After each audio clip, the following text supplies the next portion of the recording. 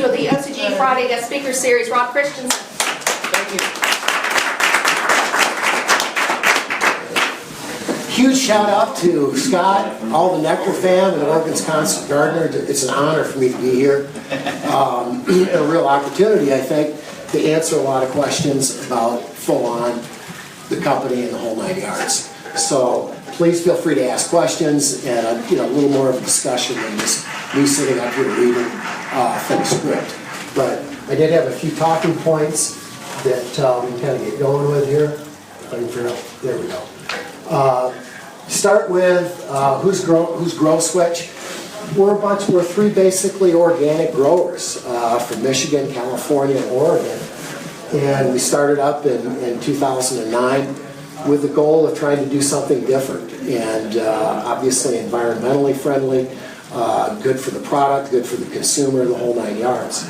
So it's one of these deals that I certainly don't take offense with guys that use synthetics. On the other hand, I'm a big fan of organic growing for a number of reasons. And so we really wanted to try to come up with a product that would allow organic growers to be able to get the same kind of results in terms of yield and produce that commercial guys were getting running all the salts. And so I had seen some products back when I did work with Big Ag a number of years ago that really intrigued me about how you can get more uptake in a plant of nutrition and more assimilation of that and what it does to the plant to let it grow more efficiently.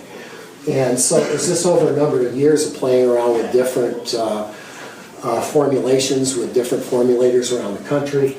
And I came up with kind of a rudimentary product. And I met a partner, my now partner in San Diego, who had this mineral matrix in nano form, which is also highly ionic.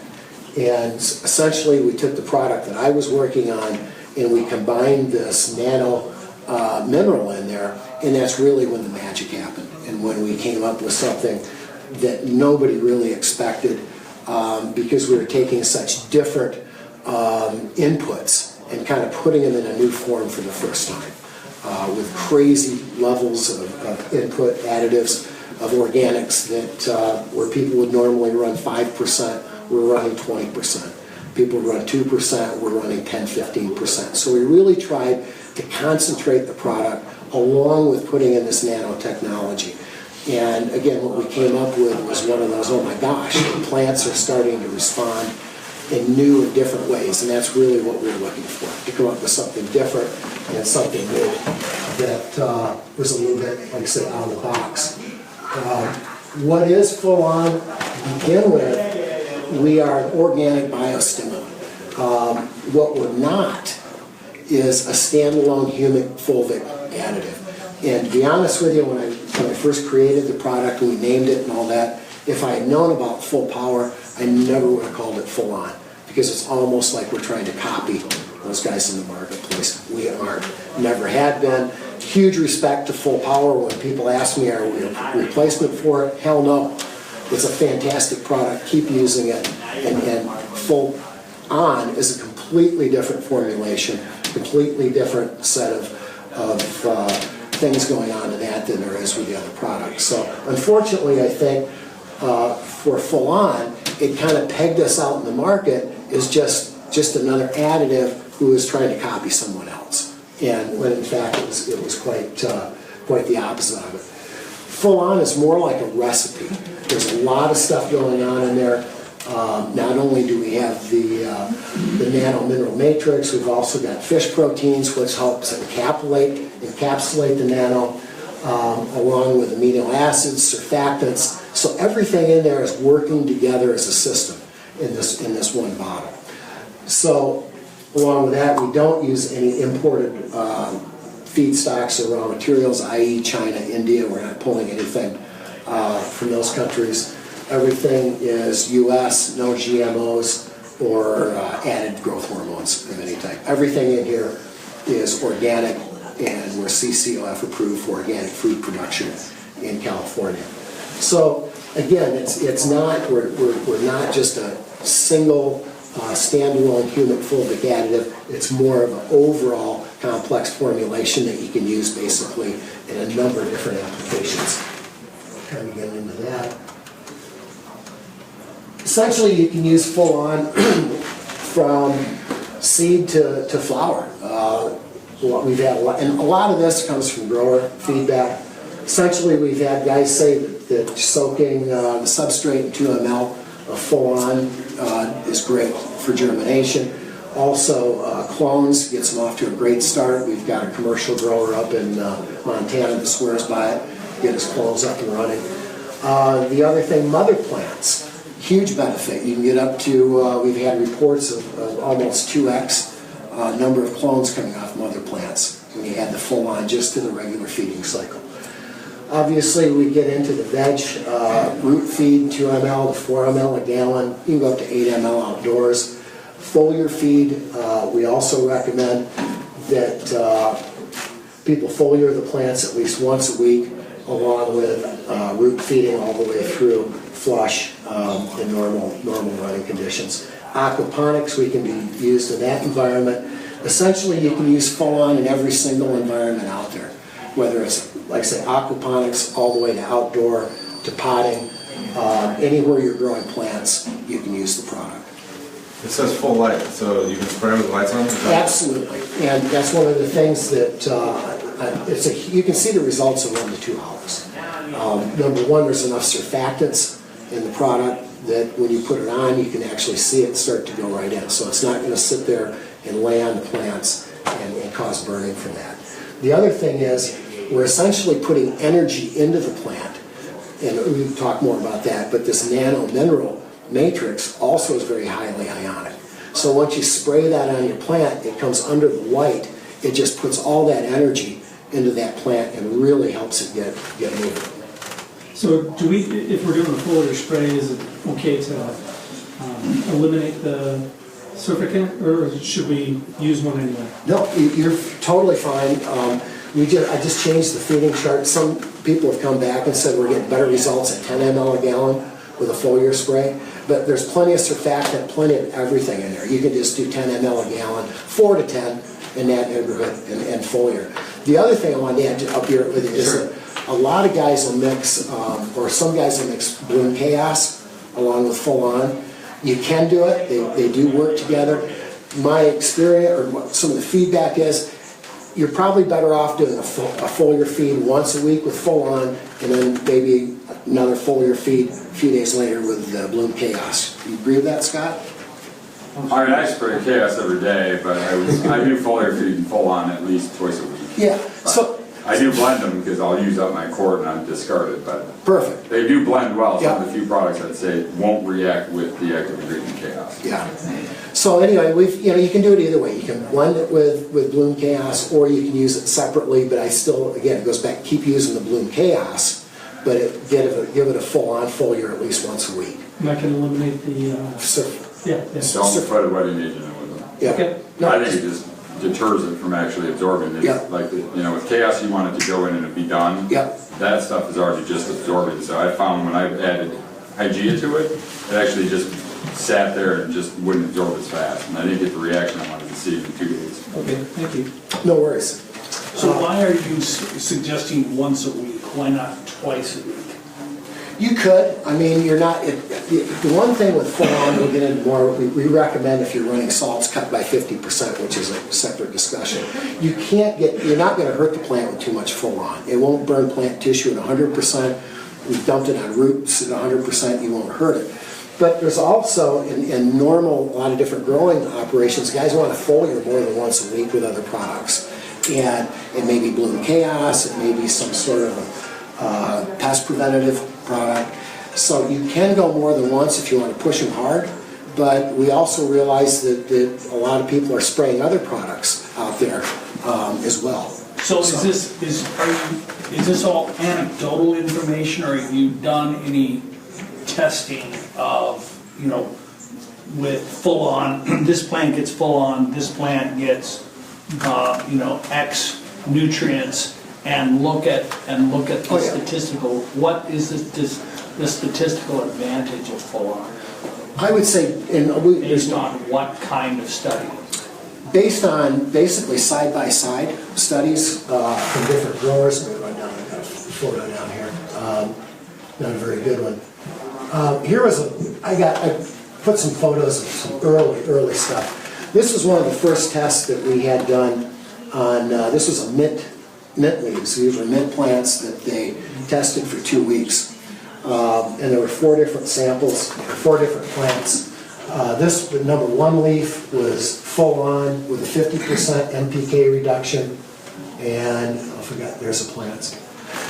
So basically, by cutting back on 50% of the nutrients and using full on both in the roots and using it as a foliar, you can see the difference. If you want to talk more quantitatively, what it turned out to be was also about a 32 to 35% increase in nutrient density in the leaves, in the plant tissue.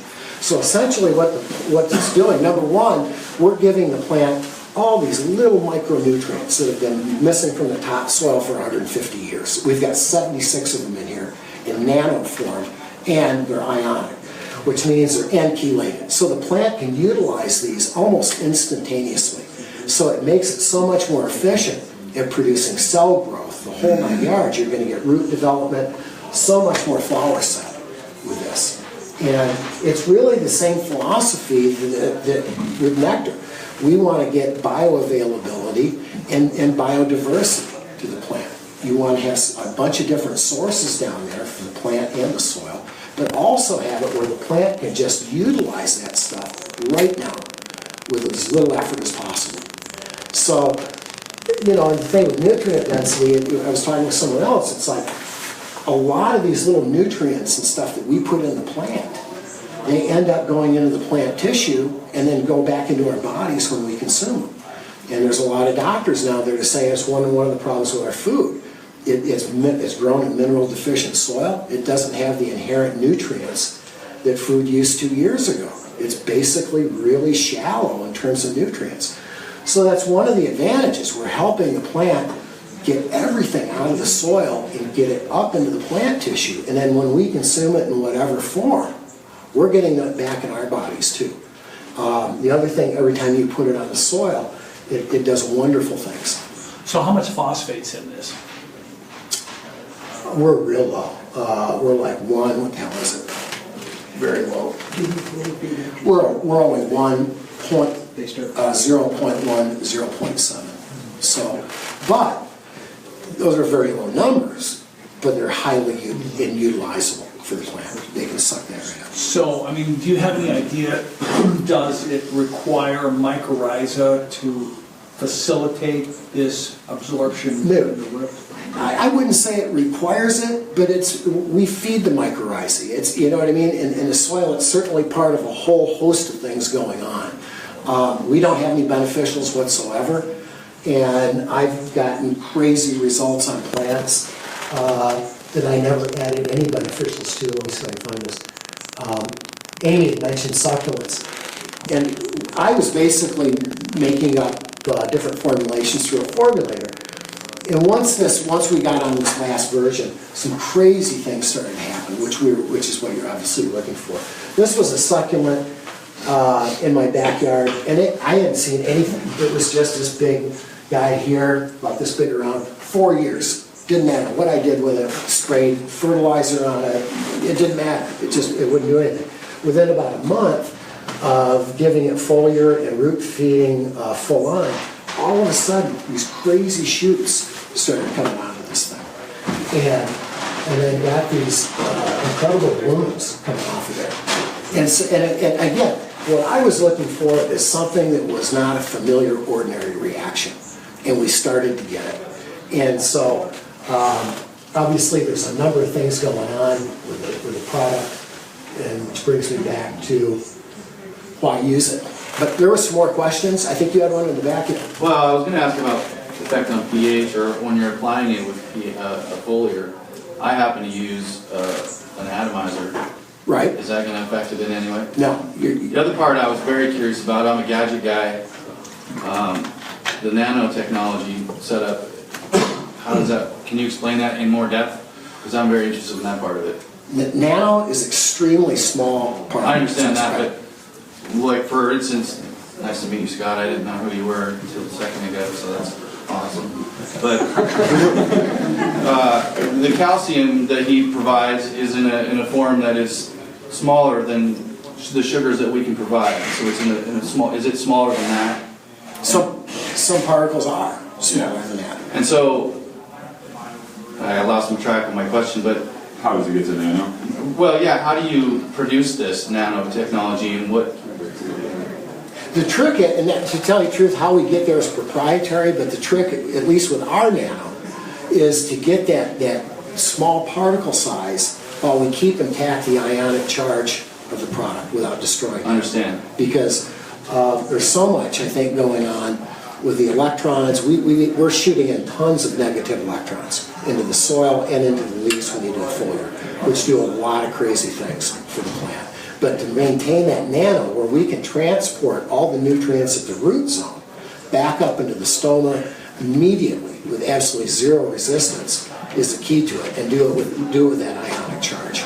Well, I want to key into what Scott's got going on also with the paramagnetic measurements, and I also use a refractometer. Right. And so that's why that interests me, to use that as a vehicle to improve those sorts of things in my root zone and foliar. This would definitely benefit the paramagnetics in potting soil because of the mineral profiles they have, combined with the ions that he's talking about, and then the paramagnetic materials we use, that would all become an energy field that the plant can absorb. And the downfall of nanotechnology, the guys that know how to do it, they don't share that technology, because then if everybody else got their hands on it, then we'd all be out of business. Well, yeah, it's the same as well, we don't need to go into all that, but I understand what you're saying. So how do you stabilize that? Is it, for instance, there's a product on the market that they claim they're not getting good results, but they put a frequency in the water. Right. And so is that similar to what you're doing, and you're stabilizing that way? No. Actually, in terms of stabilizing, the product is hugely stable. Because it's all mineral. What's that? Because it's all minerals. So Yeah, there's a lot of you don't have to minerals. spoil the tree. I guess I was thinking you were doing an electrical situation. No, that's actually the beautiful thing about the mineral matrix. That's inherent. It's organic to it. Nice. It's part of the earth, and it's kind of like sidetracked, but I've read a number of articles lately that talk about us, earthing, human beings, to get your feet in the sand and the grass, because the same thing happens. You get that negative ionic charge coming from the earth. So frequency, similar to what's going on with the minerals in the plants. Yeah. You know what I'm saying? It's doing a lot of stuff. And That's pretty cool. I'm into electroculture. I like that kind of stuff. yeah, and the reality is, plants are electric, we're electric. Everything is. Everything is. And so, So do you know the frequency of your product? I mean, is it? no, I couldn't tell That's you. that. That's one. Now that I know who you are, I just. Yeah, I'll put it through our Callahan meters. Yeah, Well, what interests me, sir, is that understanding the frequency and how it affects what we're trying to grow. exactly. And so, in other words, one of the things that is a pain in the neck is a slurry test. Yeah. I'd rather have other inputs like paramagnetic meter or some kind of a frequency reading that says what you can get from. This is why I use the refractometer, because it gives me the indication way earlier than I'm going to see in morphology what's going on. Exactly. And I can get ahead of, hey, dude, I got something going on. Yep. Look at my parameters, look at my inputs, check and see if I'm messed up. And so that's important to me. Totally. You're right on the money. Thanks for the lead in. Why use FullOn Brix?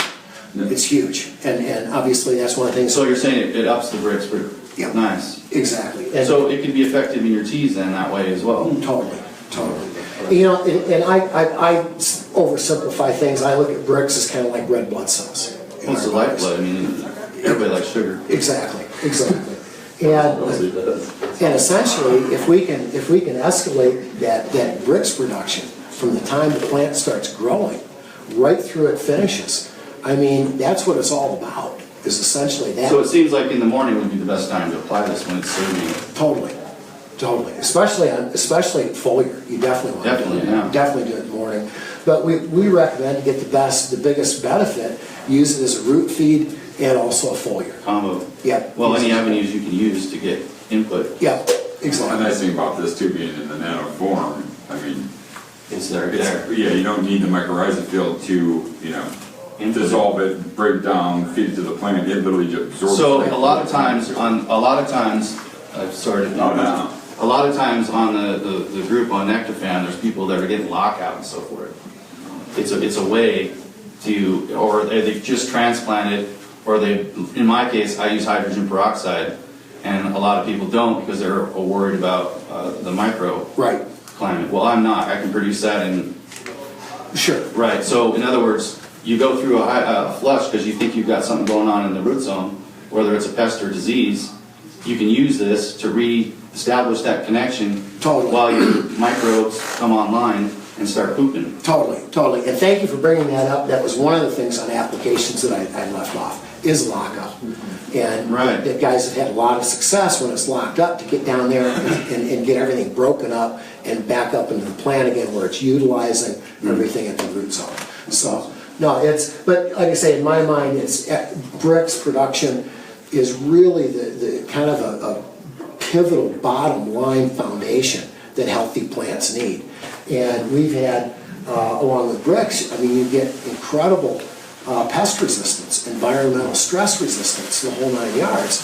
We've actually got a young guy over in the Philippines, I think I got Jesse's picture up here, who's done absolutely crazy things. This is a bok choy, but he's growing 100% organically, making, homemade aquaponic rigs, the whole 9 yards. The guy's killing it. And he was one of the first ones that actually grew cacao without any fungicides. Apparently there's a fungus that's inherent to the cacao seed, and commercially you have to hit it with a fungicide to kill that before the seedling comes up, or it'll kill the seedling. He's growing that all organically, and again, it's just getting that plant's, there he is. It's just getting, My other crop nut. oh yeah. Meanwhile, Meanwhile, Yeah, where are you at,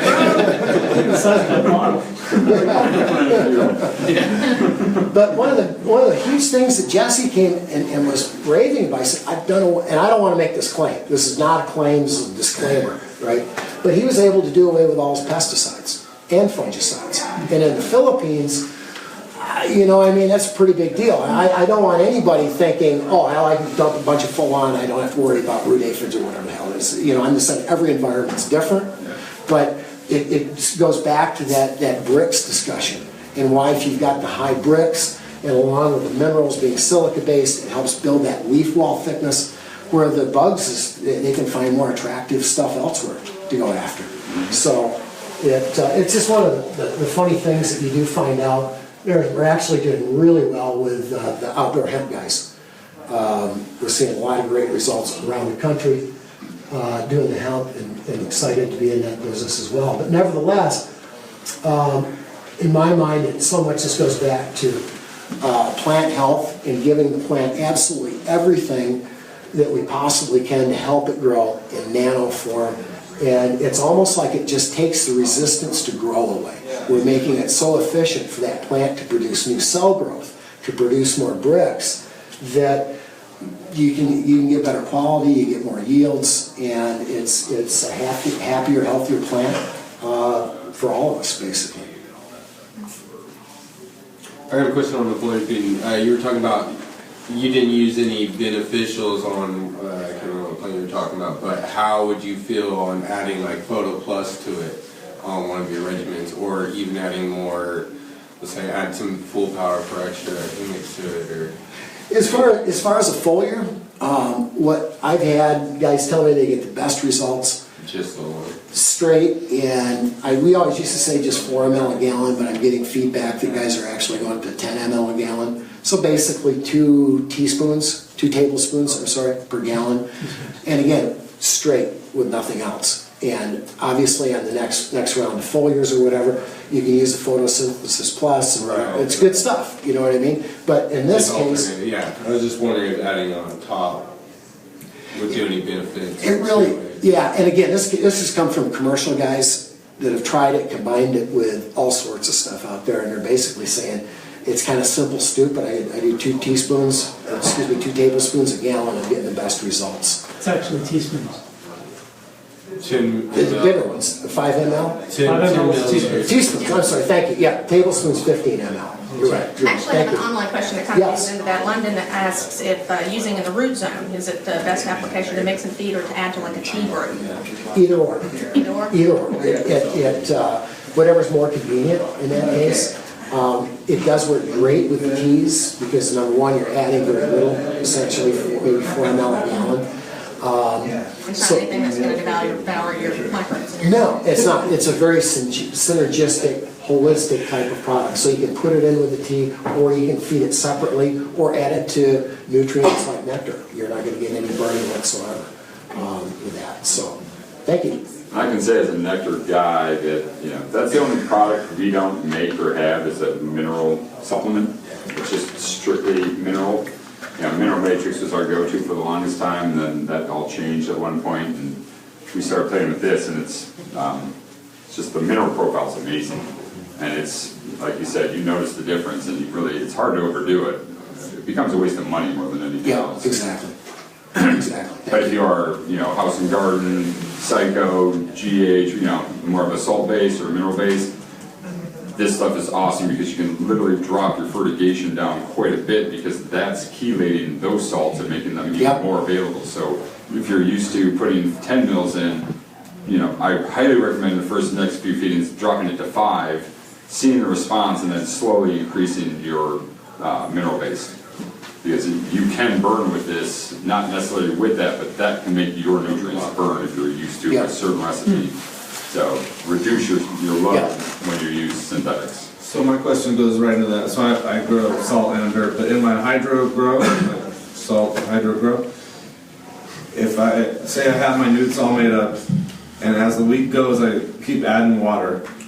Once I get my mils, my ppms down, would that be a good time to come in with that?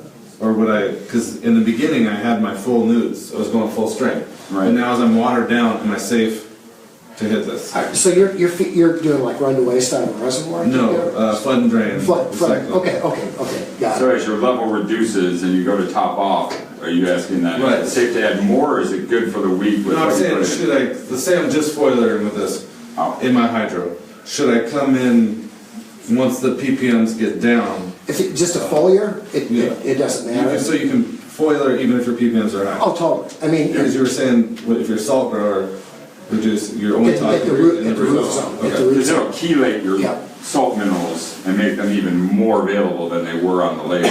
But as a foliar, you're only reacting to the plant tissue, not the root zone. So say I was putting this in my reservoir, how drastically do I cut back my? I would, number one, before I put it in a reservoir, if you kind of put plant off on the side. They're all in the same system. Okay. So I can't do that. Basically, if I was going to first put it in, I would start with 2 ml a gallon, or the full-on, and cut a full 50% out of anything that's salt-based NPKs. And in saying that, you may not have to go as low as 50%. And what I always would do, I'd go to tip burn and then back off. Because, whether it's an organic or it's a salt-based, you want that plant to be getting enough stuff. And I worry a lot of times that growers go, oh, I dropped 50%. Cool. And they'll just leave it there. When you're not, you got to give that plant. Right, but they could have took more, you just didn't try. When it could have took more, you would have got more produce on the yard. So, but generally, guys that are doing reservoirs, or ebb flow or whatever, 2 ml a gallon, and then just let it go right through the tank. But you can foliar without any worries about cutting back on your NPKs. Right. It's just that root feed. So. On the teas, would you suggest adding it to the end of the cycle or adding it to the beginning throughout the whole cycle during your? I'd put it right at the beginning. Yeah, it won't matter. Won't matter. I mean, you're gonna, and again, we don't have beneficials, but we've got different types of food for beneficials. Okay. You know what I mean? So it's gonna help everything that's going on in that formulation to get into the plant and help work that plant to where it really starts seeing some growth. Right. So generally, we say, like I say, hour to 2 hours from a foliar spray, you should visibly see the difference, and 1 to 2 days from a root feed, you should start to see those results come through. Brix change in about 15 minutes. Really? Yeah, as soon as your leaves dry, you'll notice an increase. And when I was doing Brix at home, I found that after foliar feeding that, I was getting like a 15 to 20% increase in Brix. That's amazing. It drops, but just seems like you just establish a baseline and then amp it up from there if you're dropping back. Yep, exactly. And the goal is that whatever you produce out of the back end, and I guess in my mind, what the hell's we say it basically maximize the genetic potential of your plants. Yeah, sure. Because essentially you're getting throughout that whole growing process much more efficiently. Instead of the plant trying to work and to utilize and to break down and all that stuff, those nutrients, and maybe missing some of the little micronutrients that make things come together, it's getting all of it right now so easy that the plant can just move on through the stages of plant growth and not have to do these other things that it's used to doing. So at the end of the day, I mean, what we're going to see is higher nutrient density, higher Brix, which means better produce, hopefully more yield, and a hell of a lot better than what you're going to be able to get without using organics. You just... Well, and I think when you're talking about the future of the state of Oregon and testing, personally, I think that they should keep the standards and maybe raise them, because I think we should set the standard, and I think for an industry I'm talking about, and I think that when you're a person that's trying to grow in that market, this kind of a product offers you the ability to work in that zone, amp things up a little bit, and increase your production, and increase the terpenes, the esters, taste, everything in your product. Totally, thank you. And so essentially what we would want to do, whether it's cannabis or vegetables or whatever, is get that nutrient density, those minerals, everything back in that product. So basically it's beneficial for everyone. On that level, do you find that it enhances the soil residually? Yes, totally. So in other words, when we're talking about, I own a farm, I'm trying to get back into the paramagnetic zone, I'm trying to do what I can to restore the soil biology. Is this the residual product that will... 100%, yes. And the nice thing about having some efficient emulsion in there is it tends to be a little more clinging in the soil. It'll hang around a little bit longer. So guys that maybe use it once a week, they're still, you know what I mean? It still continues to stay in there and work. And I know our hemp guys, they're looking at getting, the soil's been enriched over last year's production. So basically, yeah, we're feeding the mycorrhizae, all the beneficials. We're adding all those elements and minerals that have been missing from the soil for hundreds of years. It's going back and making it more productive, making it more biologically active, increasing the cation exchange capacity. Are you familiar with sea solids? It seems like it would be a great product to apply to my fields in conjunction with that kind of a situation. Sea solids contain basically most of the minerals that you're talking about. Oh, absolutely. But they're not in the form that you're talking about. They're not so bioavailable is what I'm saying. Totally. No, they'd be more long-term Yeah. soil building, like basement would be, Sure, yeah. mineralized, and then that's supplementing for the things that aren't available now, that's there today. Right, well, it just seems to me it would enhance the microbes that are existing. Absolutely. And then, in turn, make the total sea solids more available faster. Yes, yes. And we've even seen that with some guys running super soil out there. It definitely changes that absorption curve. You know what I mean? If it was supposed to go 8 or 12 weeks, shit, it dried up in 6. I mean, it does definitely help break down. But again, in my mind, it's the assimilation. How much work does that plant have to do to take whatever that molecule of nutrition is and turn it into new cell growth? And the more we can minimize that, the more growth and the better plants. Yeah, exactly. Yes, ma'am. Yeah, we did a video on the Nectar fan page for you guys on this, and we did the Bloom Chaos and Full On. We did 5 milliliters. We did the quart recipe that's actually on the Bible, and we basically sprayed and turned the lights off from 2 to 8, turned it back on. You saw the difference, and we'll go through the video again, but Nice. no development, everything. So when you speak of uptake, and if you guys haven't tried the Bloom Chaos with that yet, do the 1 milliliter recommendation and kind of work your way up. But I invite you to try it. Oh, no, that's it's awesome. amazing. That's awesome. And We boil the crap out of our garden. Yeah. No, I totally agree. I mean, it's such a great way to feed a plant. I mean, it's immediate utilization. And again, it goes back to that efficiency. The plant doesn't have to work to try to get it up and then utilized. It's like bingo right there, right now, and you can see it in the plant, you can feel that energy. And when you see it, you can feel it, the color starts to change. What you're getting is those bricks are just, you know what I mean, that plant's just producing and producing. So if you get pests, you get drought, you get stress, whatever, those plants are going to be a lot more resistant and be able to bounce back from that.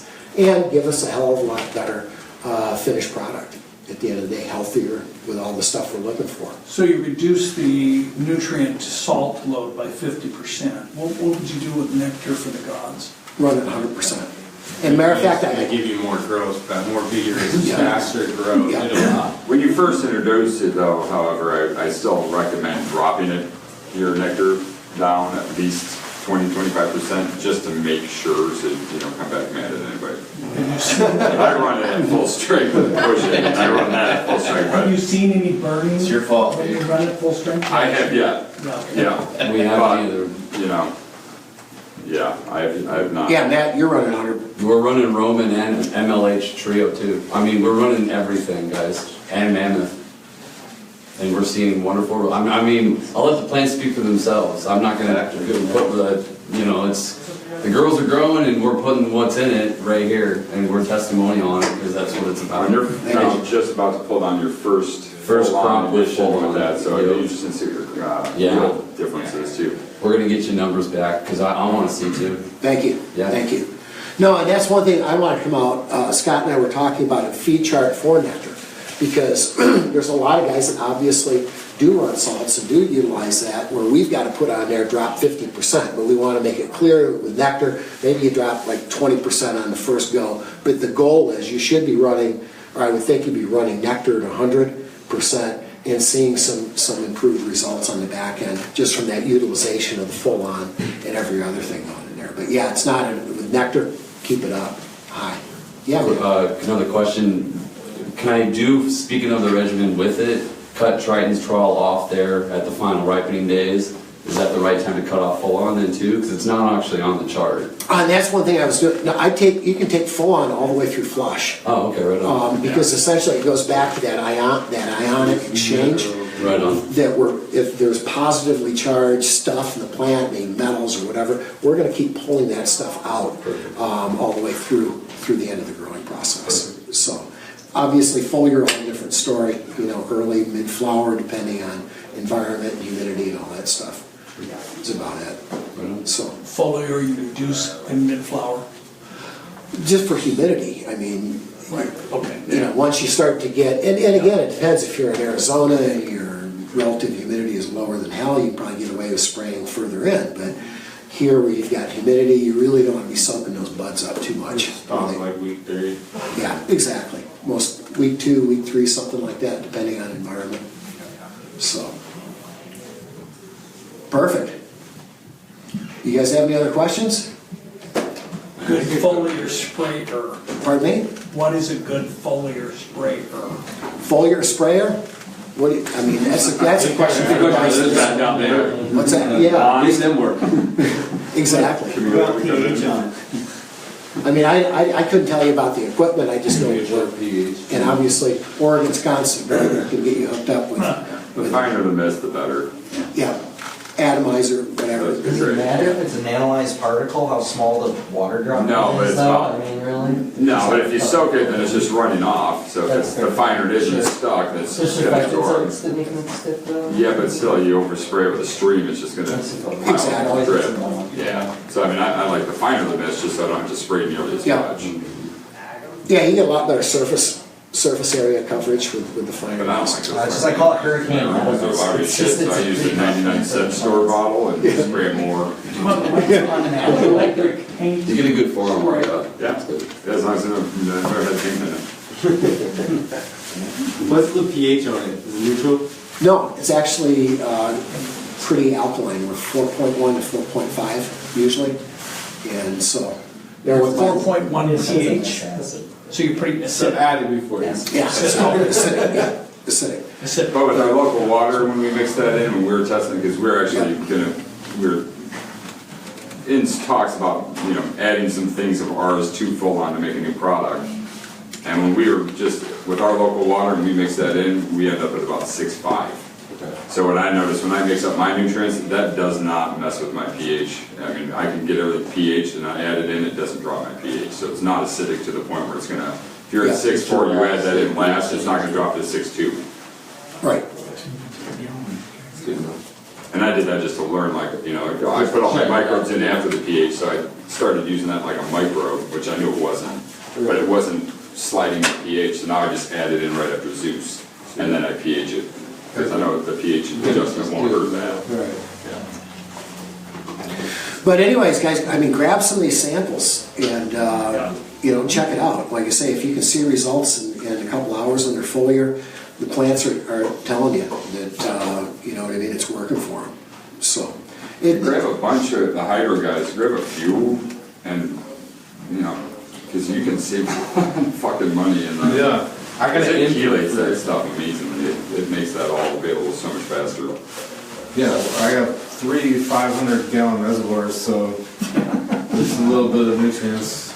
Now you're saying when you go give out half down, you refill your reservoir, you just do it just plain water when your big things are going out.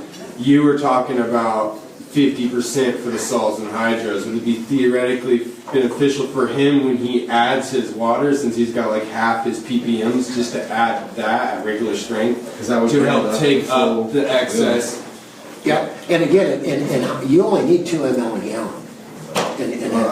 That's good, because I got 500 gallons. Exactly.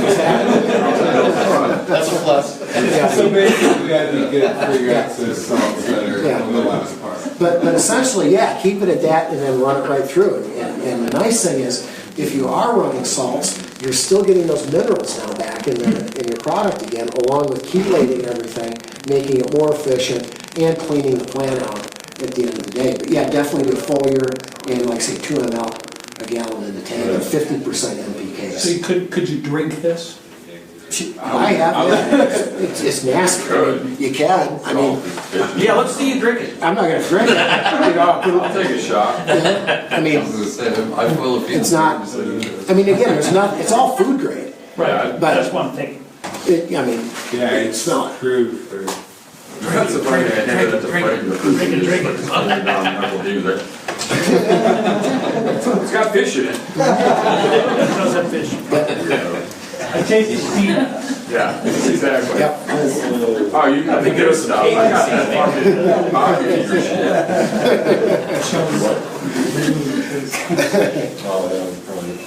It's a little spoiled, it's a little rotten.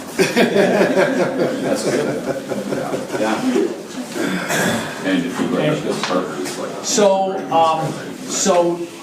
at 4 ml per gallon, if you foliar spray 6 ml, you can go up to 10 ml. Yeah. After that, again, it kind of start. You can put on your plant 100%, but you know what I mean. Let's say you had an atomizer, would you still go 10 ml? You could, yeah. You could. I mean, it just depends. I mean, if you're using it as a standalone, sure. I always would start conservatively. Yeah, start down. Push your plants and find the limit. Yeah, exactly. Start at 4, see how they like it, bump it to 6 or 8. But like I say, I'm hearing guys are getting the best results, and pretty much after 10, you're just throwing So I got a question. Earlier you were talking about how it could be helpful for correction flushes. Yeah. Just like, so if I was to add it to a bone meal Gaia flush, do you think that'd be more beneficial to do it like that, or just leave the bone meal flush alone, or just do that as a flush alone? Because, I mean, usually every other week or once a week, do like bone meal flush, or helping keep those minerals at bay or salts or anything. So beneficial to just add it to the flushes once a week and keep it as that, or You know what, dude? I would add it to the feeds, or just play around I with play it? around with it because this is all organic. It's going to play well with your bone meal. The thing is, try it as a standalone, mix it with it, and just see what, you know what I mean? Look for the reaction in the plants. But gut tells me is if you're trying to, it would probably work great together. Because again, we got a lot of people who use us for that lockout specifically. Right. And so basically it's helping to rejuvenate the soil with the minerals and the electrons and all that kind of stuff. So yeah, I think, what the hell, I'd put it in there and maybe try it separately and just see what works better for you. What if I'm spraying with powder removal? Is it gonna be an advantage for one side of the powder removal? No, good question. I think it's gonna help. I would go 10 ml a gallon as a stand. I wouldn't mix it with any other kind of products. But it goes back to that Brix, that pest resistance, where it just helps get thicker leaf wall, make that plant more undesirable. Whatever it is, whether it's mold or whether it's aphid or whatever. So it'll definitely help the plant get its own immune response build up and hopefully help reduce PM. Okay, so it'll help reduce PM if I finally have it. I'm hoping, yeah, because this isn't going to reduce it. The plant itself will be able to defend better against it. So the healthier we get the plant from the Brix, the less stuff we have to use to get rid of the stresses, whether it's pest related, environment related, things like that. Okay. So you think it'd be good to use for re-inoculating your soil? Just adding all those minerals back to it? Totally, exactly. And that's the thing that I love about organic gardening, Nectar, FullOn. Every time we use it, we're doing good stuff. You know what I mean? It's actually adding to the next season's growth. So, no, for soil remediation and things like that, actually we've got some of our hemp guys are no-till, or going towards no-till, and they're using this as a good foundation to get that soil, get that soil back to that no-till state. So it's a lot of applications. The nice thing is you can use on any plant, any stage of growth. Just about every application, and get value, get results for it, you know? I mean, unless guys are getting value at the end of the day, what the hell's the sense of it? So we obviously want people to get the finished product and go, this looks different than what I've been growing for the last 4 years. And I love it when I hear those comments because it's telling me that the product's doing what we surprised us. Extra color, extra aroma, all that kind of stuff, which makes it fun. All the ingredients in it. Yeah. But it's a crazy thing because it's got so much stuff going on. It's hard to point at any one thing other than plant health and results at the end of the day. So that's really, in my mind, where it is. And doing good stuff for the environment with it. Right. So. Did you have another question about that hydro? Oh, no, okay, covered it. Hey, your partner, how big is this farm down there? I actually haven't been down there. I don't know, we'd have to ask him, to tell you the truth. in outside in Valley Center. All right. Yeah. More than 5? I think it's probably more than 5 acres. He just moved to a new brand new property. I haven't been to it yet, so. He's got a cool Instagram. It's grower for life, but the guy grows some crazy, nice looking food. Yeah, thank you. Growing for life. Yeah. Yeah, and that's, again, we use it on food and get incredible results, any kind of plant. So it's, like I say, it's a fun product to work with. Sounds like a tool in the toolbox, right? Yep, another tool in the toolbox. It will be part of the Nectar family group and the sample kits and stuff. That's grower 4 of the 4. Yeah. Don't do the other 4 ones. That one's He's probably just a douchebag.